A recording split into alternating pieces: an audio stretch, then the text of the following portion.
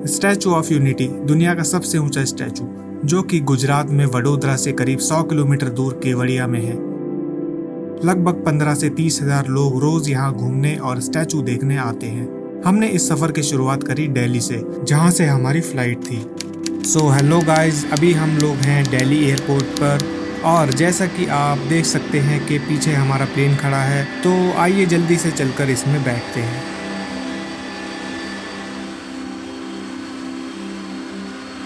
For your own safety, please maintain safe distance while taking. Thank you for flying with Indigo.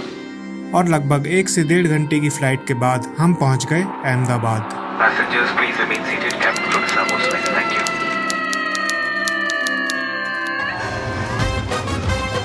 पर नहीं, अहमदाबाद अभी नहीं। पहले हमें अहमदाबाद से वडोदरा जाना है। डायरेक्ट प्लेन से वडोदरा जाना थोड़ा महंगा पड़ता है, इसलिए हम पहले अहमदाबाद आए और अब अहमदाबाद से ट्रेन में वडोदरा जाएंगे।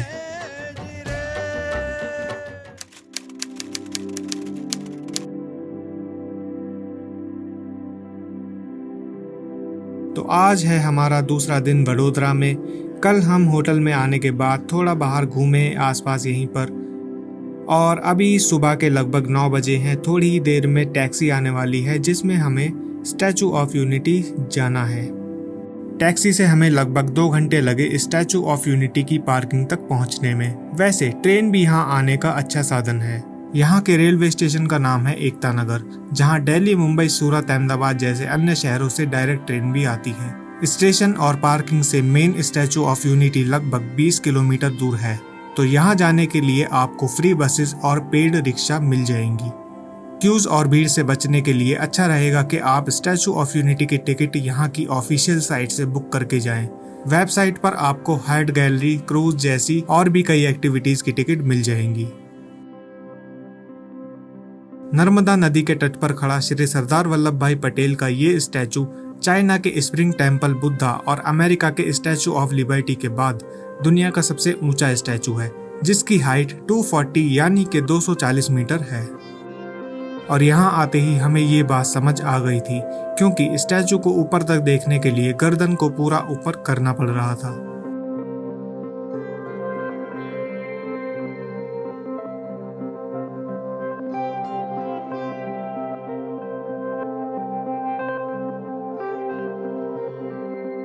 बाय द वे, यहाँ पर फूड कोर्ट भी है, जहाँ पर सस्ते से महंगा हर तरह की पॉकेट के हिसाब से फूड ऑप्शंस अवेलेबल है।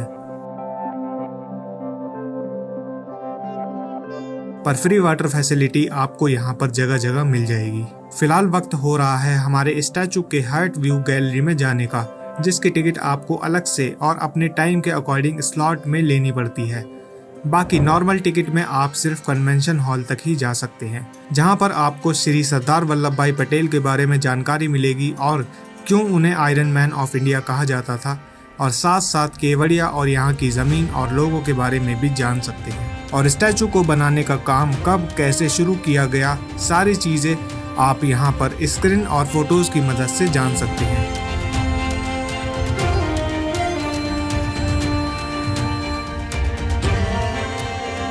स्टैचू ऑफ यूनिटी को बनाने का काम 31 अक्टूबर 2013 यानी कि सरदार वल्लभ भाई पटेल के 138th बर्थडे पर उस वक्त के गुजरात के चीफ मिनिस्टर और आज के इंडिया के प्राइम मिनिस्टर नरेंद्र मोदी द्वारा शुरू कराया गया। स्टैचू को बनाने का कॉन्ट्रैक्ट L&T कंस्ट्रक्शन कंपनी को 2,900 करोड़ में दिया गया, जिसमें से 1,350 करोड़ मेन स्टैचू के लिए, 235 करोड़ एग्जीबिशन हॉल और कन्वेंशन सेंटर के लिए, 83 करोड़ मेमोरियल को मेन लैंड से जोड़ने वाले ब्रिज के लिए और 657 करोड़ 15 सालों तक स्टैचू की मेंटेनेंस के लिए दिए गए। स्टैचू का काम खत्म करने में लगभग 57 महीने, जिसमें से 15 महीने प्लानिंग में, 40 महीने कंस्ट्रक्शन में और 2 महीने हैंडओवर करने में लगने वाले थे। और फाइनली 30 अक्टूबर 2018 को स्टैचू ऑफ यूनिटी का इनॉग्रेशन किया गया।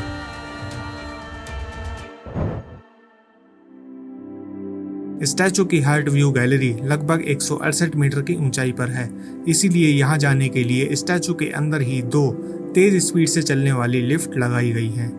व्यूइंग गैलरी से हमने देखा आसपास का नज़ारा, नर्मदा नदी, सरदार सरोवर डैम और काफ़ी कुछ।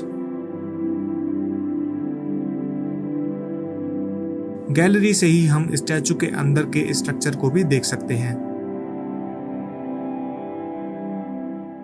बस यहाँ ज़्यादा कुछ करने को नहीं है, इसलिए हमने सोचा नीचे चलकर कुछ खाया जाए, कुछ फोटोज़ क्लिक कराई जाएं और इवनिंग में होने वाले लेज़र शो के लिए वेट करा जाए।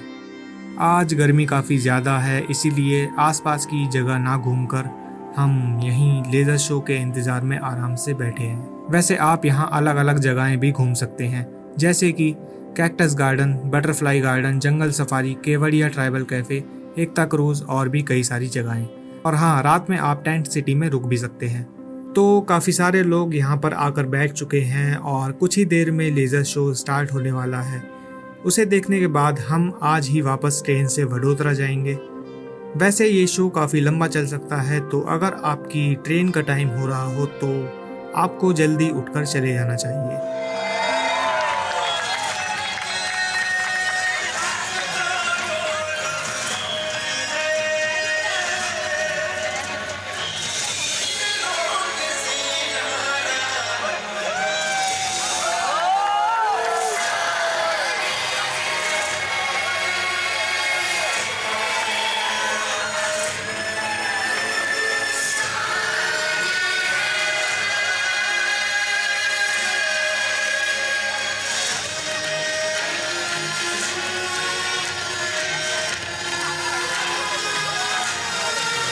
कहलाता था सरदार,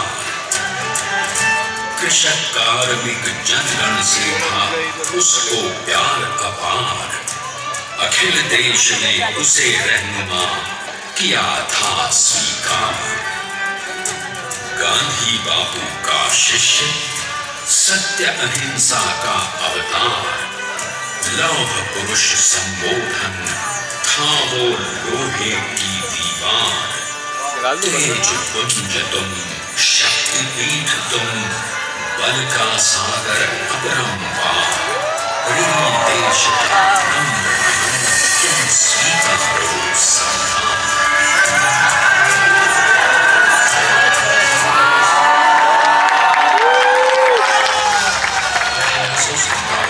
अंग्रेजों को ललकारने वाले पहले स्वतंत्रता संग्राम के एक सक्रिय सिपाही थे जावेद भाई पटेल। करमसद गांव के इस बहादुर देशभक्त किसान और उनकी पत्नी डाट भाई के 5 बेटों और 1 बेटी में से चौथे पुत्र थे वल्लभ भाई।